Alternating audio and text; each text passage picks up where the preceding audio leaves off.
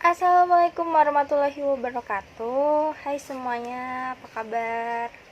Saya Mega Adistiawati dari Universitas Muhammadiyah Tangerang, semester 6. Di video saya kali ini, saya akan menjelaskan tentang sebuah teori masih dari bukunya Bapak Arya Eksandi, yaitu Truth of Theory. Sebelumnya saya akan menjelaskan dulu apa yang dimaksud dengan Truth of Theory. Truth of Theory adalah teori yang mengemukakan bahwa perusahaan akan memaksimalkan nilai perusahaan berdasarkan pertimbangan akan biaya memegang kas dan keuntungan dari memegang kas.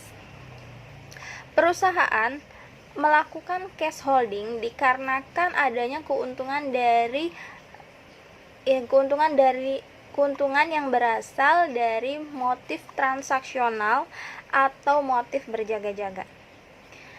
Keuntungan dari transaksional motif adalah perusahaan bisa menghemat biaya transaksi dengan menggunakan kas sebagai alat pembayaran tanpa melikuidasi aset. Dari penjelasan yang barusan saya sampaikan, akan saya berikan contoh. Misalnya nih, saya akan membuka sebuah usaha. Tentunya saya akan menanamkan modal dari usaha saya, dan modal itu akan saya belanjakan atau akan saya gunakan untuk kebutuhan usaha saya tadi. Nah, mungkin bisa saya belikan untuk bahan baku, untuk bangunan, untuk biaya pengiriman, biaya dan banyak lagi biaya yang lainnya. Tapi kita juga tidak boleh melewatkan satu hal ini, yaitu biaya berjaga-jaga atau cash holding, atau juga yang disebut dengan motif transaksional. Jadi kita sebagai pembuka usaha, kita juga harus mempunyai kas untuk berjaga-jaga. Ini diperlukan apabila suatu saat nanti di masa yang akan datang kita misalnya ada masalah atau problem, ketika membutuhkan biaya, kita tidak bingung. Kita tidak perlu menjual aset atau melikuidasi aset kita. Misalnya di contoh seperti saat ini, di tengah pandemi COVID-19, tentunya bahan baku akan sulit atau mungkin akan ada kenaikan. Dan kalau kita tidak mempunyai kas untuk berjaga-jaga tadi, tentunya saya sebagai pelaku bisnis, saya akan mencari cara bagaimana caranya agar kegiatan usaha saya ini tetap berjalan, sedangkan uang untuk berjaga-jaga saya tidak ada. Maka saya mungkin saja akan menjual aset saya atau melikuidasi aset saya, dan itu sungguh tidak efektif. Maka akan lebih efektif apabila kita mempunyai cadangan kas untuk mengantisipasi hal-hal yang urgent di masa yang akan datang. Selain motif transaksional dan motif berjaga-jaga, ada salah satu motif lagi, yaitu precautionary motif. Apa sih precautionary motif ini? Precautionary motif ini menunjukkan perusahaan bisa menghimpun biaya yang lebih banyak untuk menghindari adanya risiko di masa yang akan datang atau untuk membiayai aktivitas dan investasinya. Nah, sama seperti yang saya jelaskan tadi. Jadi kita harus mempunyai cadangan kas untuk mengantisipasi di masa yang akan datang. Apa yang akan terjadi nanti kita nggak tahu. Tidak ada yang bisa memastikan kedepannya nanti seperti apa. Kedua hubungan ini, menurut Keynes tahun 1936, kedua hubungan ini disarankan agar persediaan kas perusahaan lebih tinggi ketika biaya naik. Jadi kalau biaya naik, kita tetap mempunyai cadangan kas yang tinggi.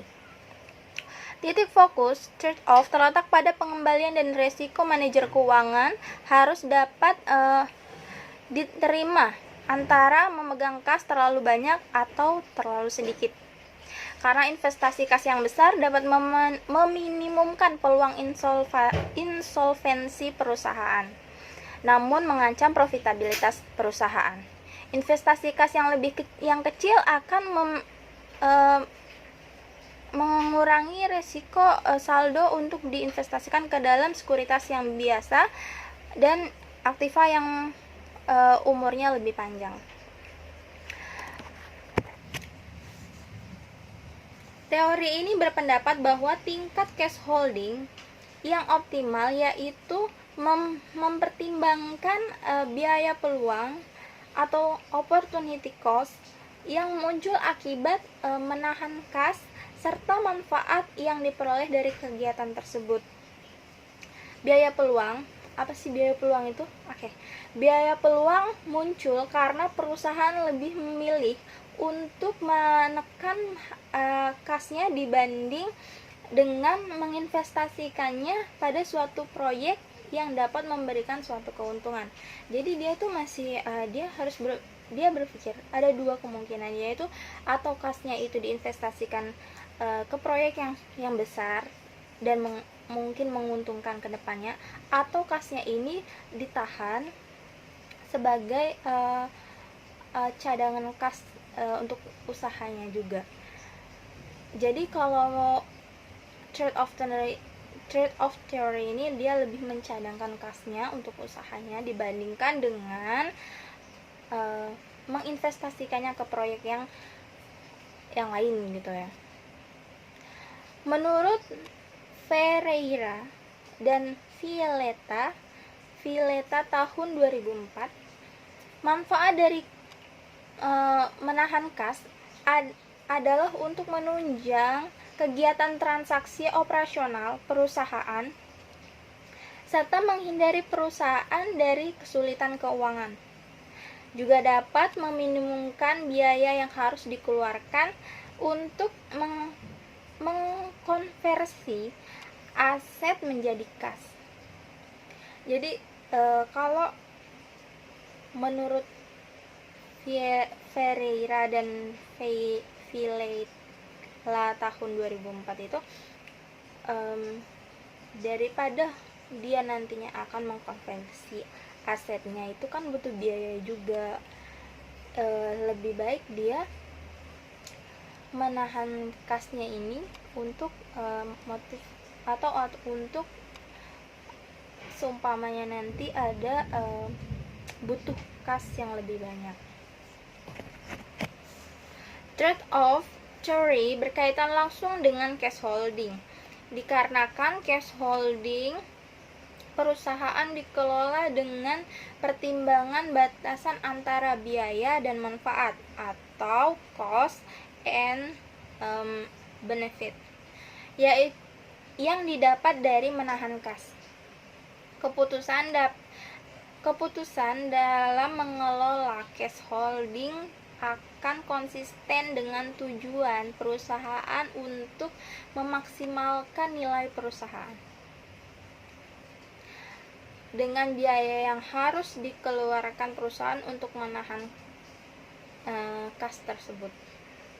Relevansi trade-off theory dalam ranah penelitian teori akuntansi memiliki keterkaitan dengan sebuah variabel capital expenditure dan kepemilikan kas, karena asumsi bahwa perusahaan-perusahaan dengan capital expenditure yang tinggi akan memiliki jumlah uang tunai yang cukup untuk menjadi penjaga bagi transaksi yang terkait dengan modal di luar dan peluang biaya.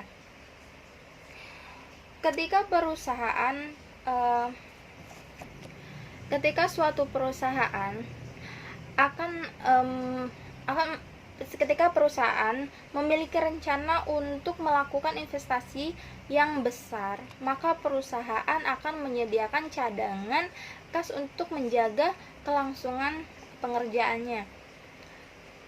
Dengan keberadaan cadangan kas, maka cash holding yang dimiliki perusahaan akan tinggi. Jadi di mana suatu perusahaan ketika dia arus kasnya lancar, di mana lebih banyak kasnya dibandingkan hutangnya, itu akan sangat menaikkan nilai perusahaan di mata para stakeholder. Berarti dia lancar dalam arus kasnya itu lancar. Berarti ketika dia harus memenuhi biaya-biayanya dia lancar, ketika dia harus membutuhkan biaya di saat urgent pun dia lancar, ketika harus melunasi hutangnya pun dia lancar tanpa harus melikuidasi aset-asetnya. Sekian video dari saya, semoga ada manfaatnya. Mohon maaf bila ada salah. Saya sangat menerima kritik dan saran. Wabillahi taufiq wal hidayah. Wassalamualaikum warahmatullahi wabarakatuh.